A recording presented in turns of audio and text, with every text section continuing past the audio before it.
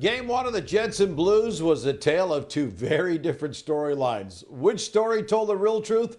And what happens in tonight's game two in chapter two? To discuss that, let's head to Winnipeg and bring in John Lou. John, the Blues outhit, outshot, outscored the Jets through the first 22 minutes of the series opener. Then the Jets kicked it in and slowly turned it around. How did Winnipeg shift the momentum, and how did they start game two the way they finished the opener?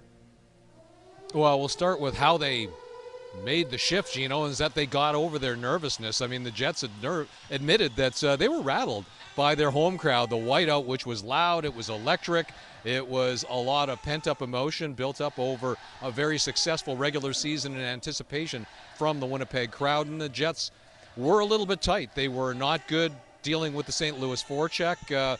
They were a little bit too aggressive on the penalty kill. Connor Hellebuyck allowed 3 goals on 10 shots. And so, they had to sort of get over their nerves, find their game, make the adjustments, which they did heading into the second period. And then when you saw the third period, it was absolute lights out. That was the Winnipeg Jets as we've come to see them and be familiar with over the course of the regular season. And that is what they wanted to bottle from game one to carry into game two, Gino. And that's something that Scott Arneal talked about, is that this group has been very good at adapting, at making adjustments, whether it's been on the fly, during intermissions, or in preparation for their next game. But they've had consistency that's gone all season long. They haven't lost more than 4 straight games during the regular season. And so this is a different Winnipeg Jets club that hasn't been as prone to wild swings or prolonged stretches of shaky play. I think that we saw them make that adjustment for the third period in game one, and that is how they want to start game two. Is Scott Arneal getting tired of asking questions about how could this Jets team have different results than last year and previous year's Jets teams? Well, he is very adamant about not thinking about or not talking about last season or the season before, even though the 2 playoff exits last year and the season before were in glaring fashion, identical. The Jets won game one, and then they succumbed to the Vegas Golden Knights 2 years ago, and then Colorado last year in 4 straight. And so Scott Arneal, even though he was on the staff of Rick Bowness's last year and the year before, he doesn't want to talk about the past. He's very bent on talking about what this group has been good at, as we just mentioned in the first answer, about making adjustments, about staying focused in the short term, and that is just the next shift, the next period, the next game. And he is actually getting tired about answering those questions, Gino. But the thing is that the more success that the Jets are able to enjoy, whether it's been during the regular season, and certainly if they manage to keep up the momentum they built in the third period of game one, well, then Scott Arneal isn't going to have to be answering questions about what happened last year or the year before.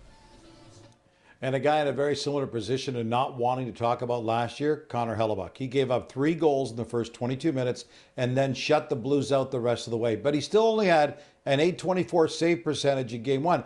Hellebuyck is a lock for the Vezina this year, Johnny, but he's allowed 3 or more goals in 10 straight playoff games. Is there any way to explain playoff Hellebuyck versus regular season Hellebuyck, and are you beginning to see a bit of a shift for him? Well, I think game one was a funny one, Gino, because those first 3 goals the only 3 goals that he allowed on 10 shots, the first 10 shots starting into the second period, there was at least 1 goal that Connor Hellebuyck, got to figure that he would have liked to have that shot back. The Robert Thomas goal, the icebreaker for the game. But the thing about Hellebuyck, though, is that he said after game one that it was, he used the word chaos to describe the opening game of the playoffs. And he succumbed to that as well.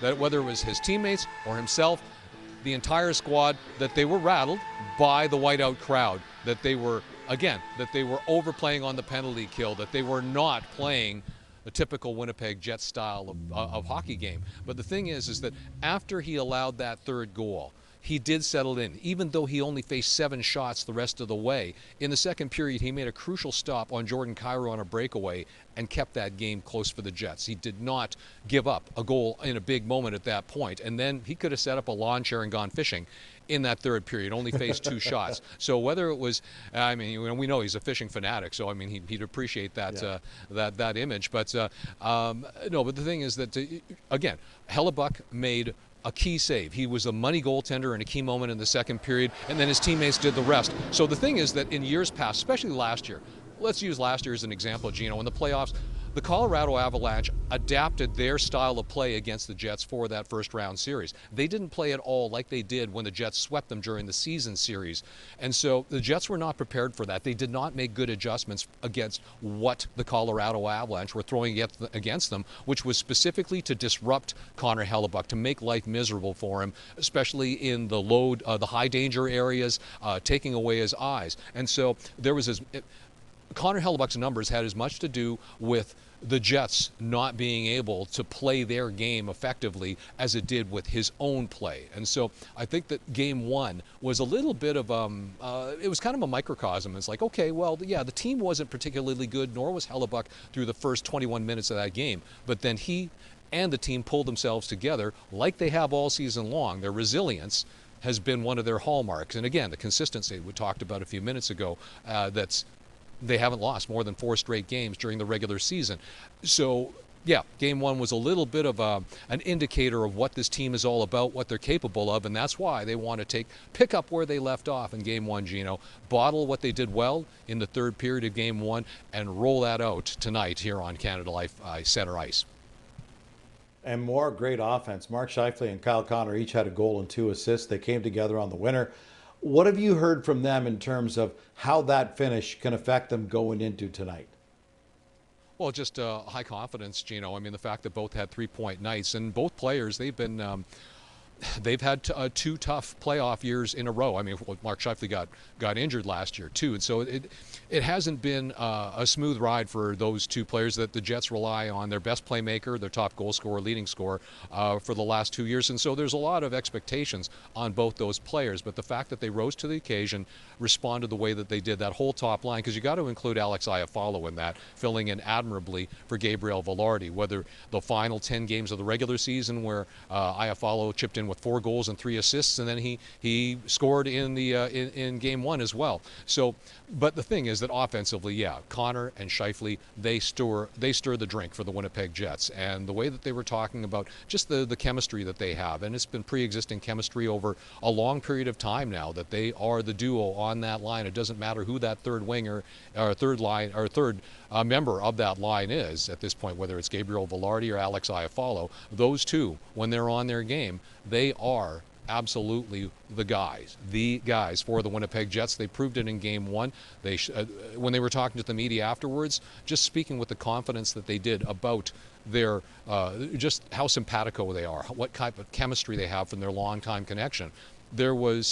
That was just an indication that what you saw on the ice, that's what they talk about when they are within close quarters amongst themselves. And the other thing too, Gino, is that both Scheifele and Connor have been given penalty kill duties this season from the start of training camp all through the regular season. And so they've had responsibilities added to their plate, which is specifically about defending. And you can see that the results of that are paying off at 5-on-5 play. And Scott Arneal has said that too, that both of them are much more diligent at tracking back, at starting the breakouts deep in their own zones, that they're not cheating on offense, that they are playing complete 200-foot games. And we always know that those 2 have the talent, but to add the completeness to their game, you're going to see good things from them, and that's what came to the fore in game one. Jets got a scare in the opener, but they pulled it out. Now the question is, can they start tonight's game 2 the way they finished game 1? John Lewis joined us from Winnipeg.